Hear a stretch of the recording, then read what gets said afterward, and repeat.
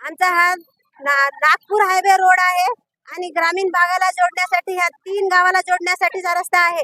रोडच्या दक्षिण दिशेला हा शाळा आहे, शेलगाव गाव आहे, बामणी गाव आहे आणि इकडे दाबड आहे आणि या गावात ये जा करण्यासाठी भरपूर लोकसंख्या जाणे आहे रोज आणि त्याच्यामुळे आज 8 दिवसामध्ये 2 महिला गेलेल्या आहेत। त्यांचा रस्ता क्रॉस करताना जीव गेलेला आहे।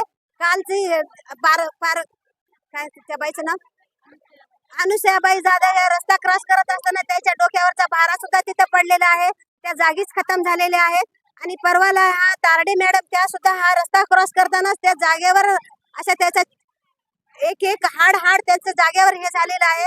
त्याच्यामुळे आम्हाला शासनाने आम्हाला रस्ता करून द्यावा एवढीच आमची विनंती आहे।